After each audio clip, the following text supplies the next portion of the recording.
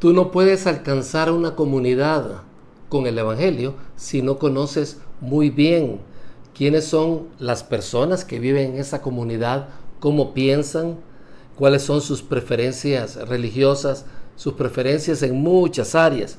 Y nosotros en Gran Comisión le hemos llamado los Carlos y las Claudias. Carlos y Claudia vienen siendo los avatares de las personas no creyentes que queremos alcanzar con el Evangelio. Y más que concentrarnos en un perfil demográfico y económico, el estudio bíblico del día de hoy es para conocerlos a ellos desde un punto de vista espiritual. ¿Qué piensa Carlos y Claudia acerca de Dios? ¿Qué piensan los Carlos y Claudia de este momento del siglo XXI? ¿Por qué es que ellos no van a la iglesia? A pesar de que si tú les preguntas si ellos creen en Dios, la inmensa mayoría te dice que sí. Algunos se identifican como católicos, como evangélicos. Sin embargo, te das cuenta que no van a la iglesia. ¿Cuáles han sido sus probables experiencias con el cristianismo que los ha llevado a simplemente no ir a la iglesia y muchas veces hasta buscar la manera de no ir? Por ejemplo, ¿qué piensan Carlos y Claudia de Dios? Entonces, todas esas preguntas las vamos a estar tocando el día de hoy, pero lo más importante es cómo podemos ayudarles, cómo podemos venir y alcanzarlos con el Evangelio de Jesucristo. Bueno, en primer lugar, debemos conocer los rasgos que ellos tienen desde un punto de vista espiritual. Y hay algunos rasgos muy interesantes que son muy propios de gran parte del hemisferio occidental, pero más de estas zonas que están en vías de desarrollo en una forma muy sólida. Y el rasgo número 1 de Carlos y Claudia es que ellos declinan y desestiman ir a la iglesia, pero eso no quiere decir que rechacen a Dios. Este es un primer rasgo que encontramos en ellos, y esa es una distinción muy importante. Ellos desestiman, declinan ir a la iglesia, pero no quiere decir que rechacen a Dios. Y a menudo, tanto Carlos como Claudia, como estábamos diciendo, se identifican como personas que van a iglesia, pero aunque sabemos que no van, y podrían inclusive estar muy interesados en conversar acerca de asuntos espirituales, pero tal vez no tengan ningún interés en ir a la iglesia porque la consideran una institución arcaica y totalmente intrascendente para la vida de ellos. Lo ven casi como una pérdida de tiempo, van y muchas veces van a dormirse. Esto quiere decir que puede estar Carlos y Claudia mucho más decidido a conversar acerca de Dios y los argumentos acerca de Cristo que ir a una iglesia. Fíjense qué interesante, según Pew, solamente el 19% de los norteamericanos, porque hay estadísticas del país del norte, son ateos o agnósticos, solo el 19%. En 1993 era el 13%. Significa que la mayoría de las personas siguen creyendo o siguen diciendo que ellos creen en Dios. Sin embargo, aunque la mayoría de las personas dicen que creen en Dios, la verdadera pregunta es: ¿de qué especie de deidad o de Dios es que ellos están hablando? Algunos tal vez se refieren a lo que decía Shirley MacLaine, que cuando se refería a Dios decía, ella me ama. O sea, no veía a Dios tal como lo vemos en el cristianismo. Para algunos otros ese Dios puede venir en la forma de Krishna, o un ser superior, o el arquitecto supremo del universo. Entonces nos damos cuenta que cada quien puede tener un concepto diferente de Dios. Entonces, definitivamente dicen creer en algo espiritual y uno tiene que descubrirlo. Y para descubrirlo, tú y yo no podemos venir con un mensaje totalmente errado, totalmente impuesto. debemos de conocerlos antes a ellos, porque aún con que ellos crean en otras deidades o en otros tipos de Dios, ellos muestran el deseo de interactuar con su Creador, y eso hay que aprovecharlo. Muchos de aquellos que no van a la iglesia, como Carlos y Claudia, se consideran cristianos, sin embargo no se sienten obligados a ir a la iglesia. Inclusive algunos de ellos te pueden citar ese versículo en Hebreos que dice: no dejemos de congregarnos como algunos tienen por costumbre. Sin embargo, aún así no quieren ir a la iglesia, no quieren profundizar a Dios a través de ese medio, hasta que la vida los golpea. Y eso es importante. Muchos de ellos pareciera que no estuvieran interesados en Dios. Están muy interesados en sus vacaciones, en la educación de los niños, en la universidad de los hijos, en promover un nuevo negocio, y parece que todo está funcionando bien hasta que la vida los golpea, y en algunos momentos con alguna tragedia. Y lo encontramos y vemos un ejemplo muy notorio en Mateo 8, del 5 al 10. Como sabemos, en ese tiempo la tierra de Israel, Palestina, estaba siendo dominada por el imperio romano. Y entonces dice la Biblia que cuando Jesús regresó a Capernaum, un oficial romano se le acercó y le rogó: Señor, mi joven siervo está en cama, paralizado y con terribles dolores. Aquí encontramos una persona con una necesidad. Hasta ese momento no se le vislumbraba a él ningún interés en ir y conocer de Dios. Sin embargo, es posible que haya escuchado de Jesús y de los milagros que estaba sucediendo, y se acercó donde él. Hay personas que cuando la vida les pega muy duro, comienzan a considerar: ¿hay algo más que me pueda ayudar? Y entonces Jesús le contestó: iré a sanarlo. Señor, dijo el oficial, no soy digno de que entres en mi casa. Tan solo pronuncia la palabra de donde estás y mi siervo se sanará. Lo sé porque estoy bajo la autoridad de mis oficiales superiores y tengo autoridad sobre mis soldados. Solo tengo que decir: vayan, y ellos van, o vengan y ellos vienen. Y si les digo a mis esclavos: hagan esto, lo hacen. Al oírlo, Jesús quedó asombrado, se dirigió a los que le seguían y dijo: les digo la verdad, no he visto una fe como esta en todo Israel. Entonces tú ves ahí una persona como un Carlos y Claudia de aquel tiempo, una persona que no iba a la iglesia por razones bastante obvias, pero que de alguna manera experimentó un dolor en su vida y comenzó entonces a acercarse. Como decía el teólogo John Stott, Carlos y Claudia pueden ser hostiles para con la iglesia, pero amistosos con Jesucristo. Por eso debemos aprender, tú y yo, debemos aprender a evangelizar a las personas sin hacerles sentir que ellos tienen que estar haciendo un montón de obras para ser salvos. Como nos damos cuenta, ese no es el mensaje del evangelio. La salvación es un regalo de Dios, no por obras, pero muchas veces nos choca tanto lo que las personas hacen alrededor, que lo primero es querer moralizarlos, y ese es un tremendo y grave error. Mientras las personas tengan dolor y falta de esperanza, siempre habrá sed de una experiencia personal con Dios, y eso hay que aprovecharlo. Un segundo rasgo que encontramos en Carlos y Claudia es el siguiente: ellos navegan a la deriva, moralmente hablando, pero en el fondo quieren un ancla que les detenga para no irse y perderse en alta mar. Honestamente, es una manera muy estimulante para algunas personas no tener ninguna atadura moral o ninguna regla. Para algunas personas eso es lo máximo durante un tiempo. Y ahí nos encontramos en un momento de la historia donde el nihilismo y el hedonismo es mucho más alto que nunca, especialmente en medio de nuestros jóvenes. La juventud en este momento de la historia que estamos grabando este video ha llegado a uno de los puntos más altos de nihilismo, o sea, no tienen un absoluto moral.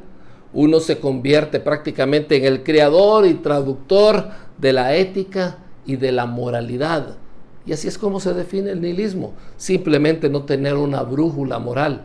En otras palabras, cualquier cosa que yo quiera hacer a fin de obtener lo que yo quiero, pues sin lugar a dudas es válido.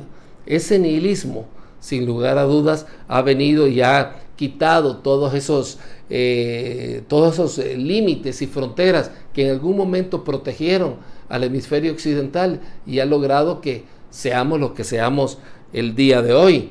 Pero por otra parte, nos damos cuenta que el nihilismo lleva al hedonismo y los dos colaboran como si fueran gemelos. El hedonismo básicamente es el comportamiento, la filosofía o la actitud de buscar el placer como el máximo fin de nuestra existencia.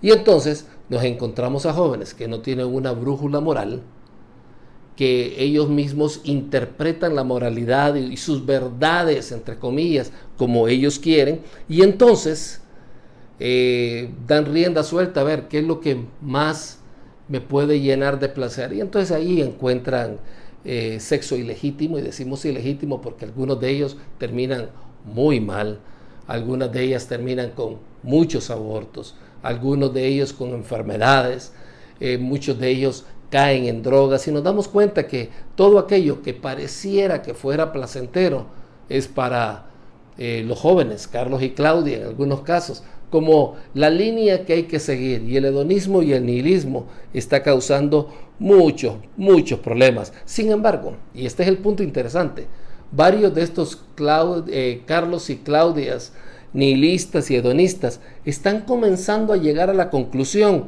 de que la anarquía moral no es para nada lo que una vez fue para ellos, no es para nada lo que ellos imaginaron, y sienten que están sin rumbo, sin ningún valor absoluto, ni creencias a las cuales pudieran tener una ancla en su vida. Muchos de ellos se sienten vacíos, y tú lo sabes bien, sin normas firmes que les diga qué es lo correcto y lo incorrecto, lo bueno y lo malo. No tienen pautas válidas para criar a sus hijos, para mantener un matrimonio. Para algunos terminar un matrimonio casi es como cambiarse de ropa. Algunos simplemente no saben cómo edificar profesiones, hacer negocios o encontrar a Dios. Es una situación muy caótica para Carlos y para Claudia, y por eso es que ellos vienen y muchas veces están más atentos a lo que está sucediendo. No todos están atentos, pero aquellos que ya han ido despertando, no, esto no funciona, están en el momento justo para que puedan escuchar de un Dios que les ama y que está listo para socorrerlos. Notemos lo que dice Juan capítulo 4 versículo 19. Esto tiene que ver con una mujer, la samaritana. Recordemos que ella había tenido muchos maridos. Jesucristo le dijo, sí, porque tienes 5 maridos, el que ahora tienes no es tu marido. Entonces, él descubrió a la mujer samaritana y comenzó una plática muy interesante con ella.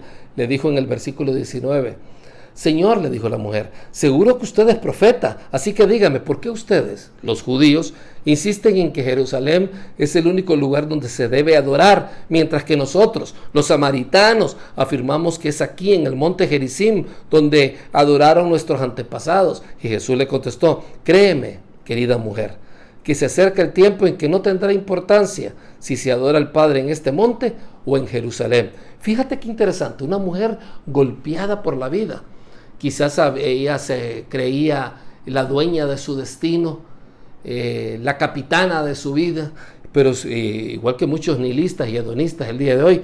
Pero esta muchacha, un prototipo clásico de una Claudia que vive como quiere vivir, despierta y se da cuenta que quiere buscar a Dios. Y cuando quiere buscar a Dios y va a la iglesia, no la encuentra porque le dicen, no, tienes que irte a Jerusalén, aquí no puedes adorar a Dios. Y Jesús le dijo, no, va a llegar el momento, donde quiera que tú estés, vas a poder encontrar a Dios. Y vas a poder encontrar una buena iglesia. Y vas a poder encontrar una comunidad que te ama y que te quiere. En el versículo 25, siempre de Juan 4, la mujer le dijo, sé que el Mesías está por venir, al que llaman Cristo. Cuando Él venga, nos explicará todas las cosas. Entonces Jesús le dijo, yo soy el Mesías. En ese momento, una mujer quebrantada, una mujer cuyas filosofía de vida, sus caminos morales, simplemente no habían funcionado, se estaba dando cuenta que esa persona que tenían enfrente era el Mesías.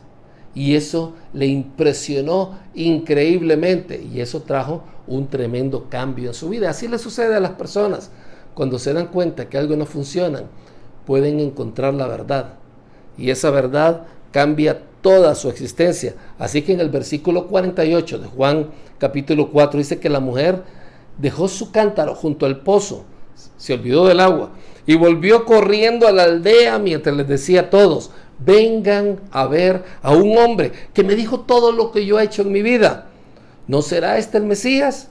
Así que la gente salió de la aldea para verlo. Esta era una Claudia con muchos problemas. Ella había hecho lo que ella quería y se había metido con diferentes hombres por diferentes razones. En ese momento de la vida se daba cuenta que la fórmula moral no funcionaba. Se encontró con Jesús, que de una forma muy inteligente, muy amorosa y muy propia se comunicó con ella, y el resultado fue que al comunicarse con ella, aquella mujer vio la luz. Resultado, ella se convirtió prácticamente en un instrumento para que otras personas a su vez conocieran de Jesús. Así que hay muchas Claudias, hay muchas samaritanas que están esperando que les compartas con mucha inteligencia acerca de Jesús. El rasgo número 3 que encontramos en Carlos y Claudia es que ellos forcejean con las reglas, pero responden a las razones. A Carlos y Claudia no les gusta que uno les imponga. Ellos quieren tomar una decisión. Y a mí me llama mucho la atención que en Mateo capítulo 7, en el versículo 28, dice que cuando Jesús terminó de decir estas cosas, estamos hablando en el contexto del Sermón del Monte, las multitudes quedaron asombradas de su enseñanza. Y presta atención, ¿por qué?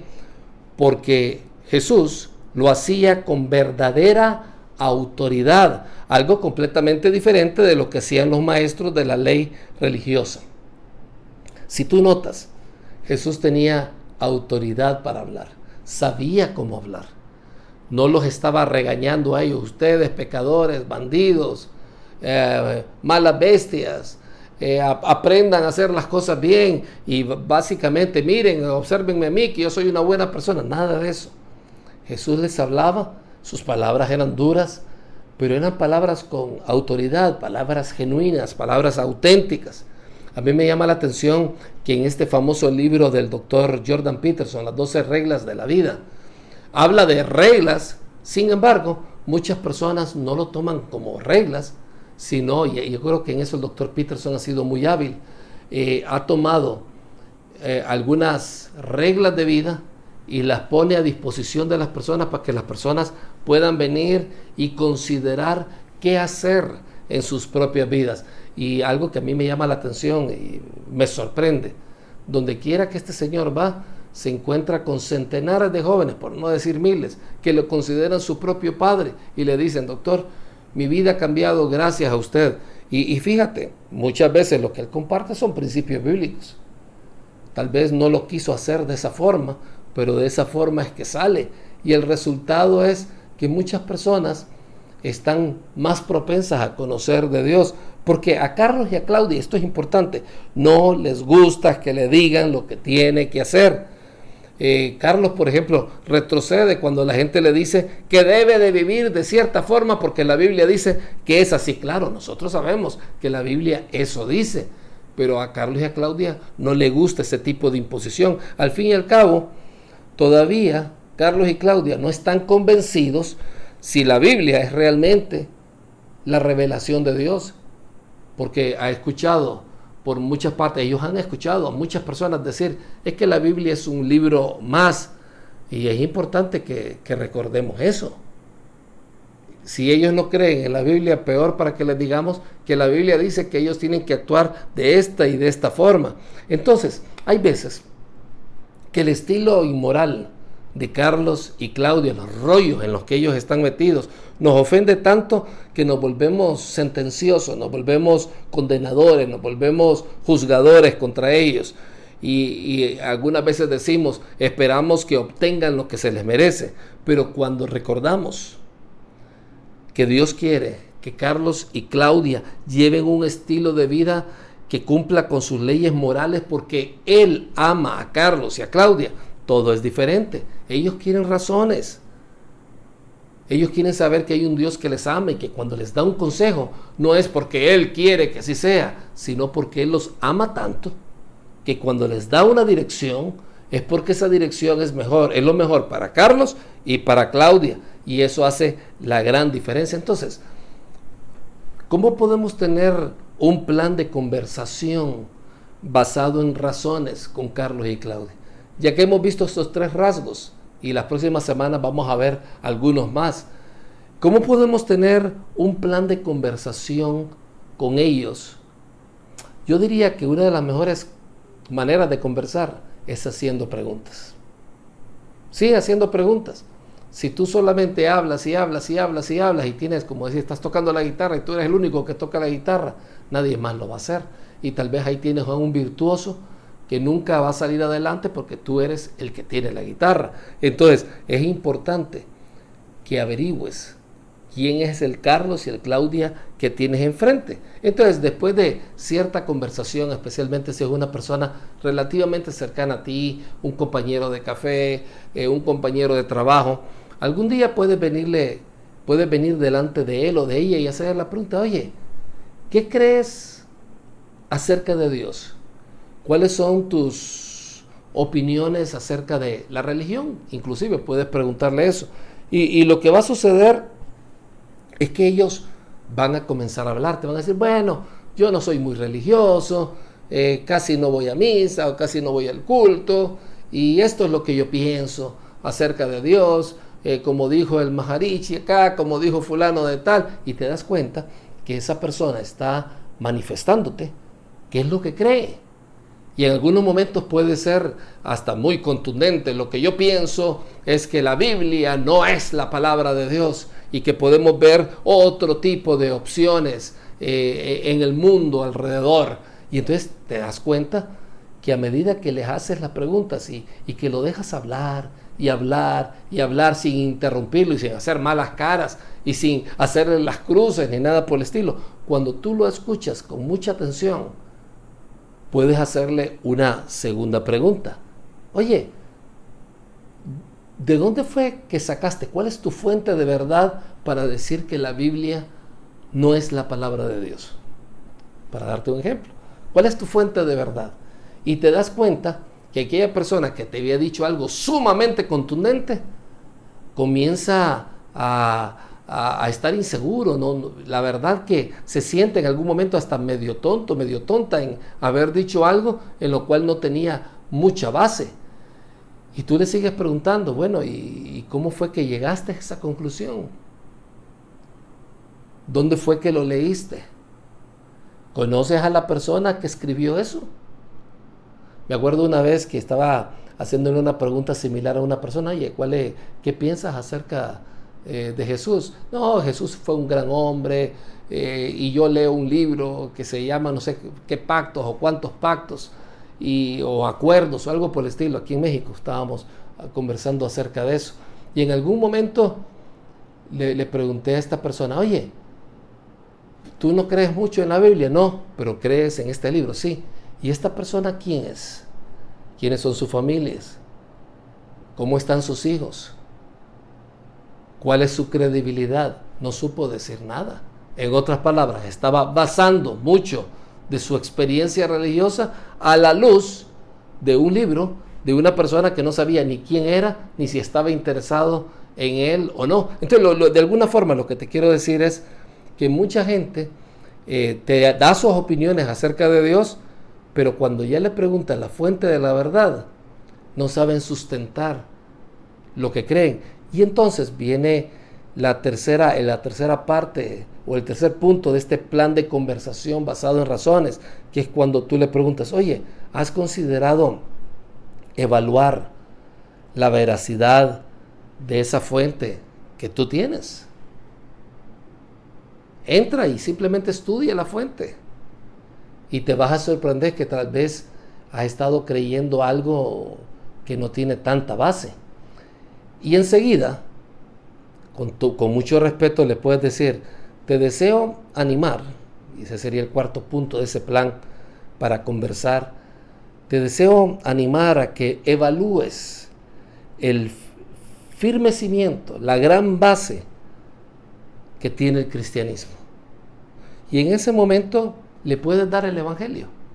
Es una buena manera de entrar con el evangelio, porque esa persona probablemente piensa que hacer cosas, ir a la iglesia, portarse bien, es la manera como Dios le va a querer.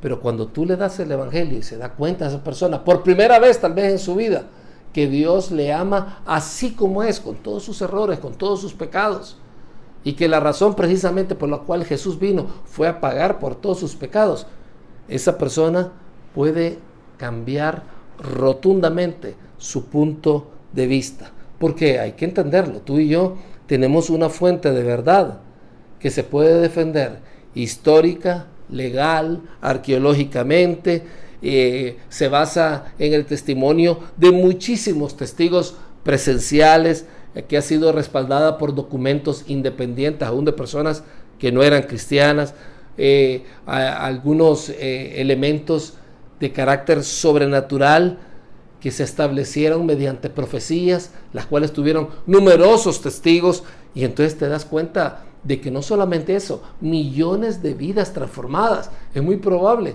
que esta persona con la cual tú estás hablando conoce a más de alguna persona que antes era un desastre y hoy no lo es. Entonces, tenemos mucho que hacer. Carlos y Claudia te están esperando. Ellos necesitan de Dios. Y si tienes un amigo o una amiga que está pasando por un problema, hoy es un buen momento para entender que lo que ellos necesitan es a Jesús. Del Jesús que les ama. Acércate a ellos. Ayúdales. Realmente Dios puede tomar tu experiencia de vivir lejos de Él y usarla para ayudarte a alcanzar a personas. ¿Te acuerdas cuando tú no eras cristiano? Dios puede usar ese tiempo, esa experiencia que tú tuviste para entender cómo es que ellos se sienten, para alcanzar a personas que dicen no ser religiosas y que ni siquiera se dan cuenta que necesitan de Dios. Este es el propósito de la serie que estamos comenzando el día de hoy, así que no te las pierdas todos los domingos. Y quiero animarte a una cosa: ¿quién es el familiar, amigo que tienes alrededor que está sufriendo? Ve donde él, simplemente siéntate y comienza a tener una conversación profundamente espiritual que va a ayudar a ese Carlos, a esa Claudia, a tener el mejor encuentro de toda su vida. Vamos a orar. Señor, gracias por este tiempo. Ayúdanos a ser personas que ayuden a los Carlos y a las Claudias que no tienen iglesia, que están a nuestro alrededor. Ayúdanos a ayudarles, Señor. Danos sabiduría. Y gracias por este tiempo.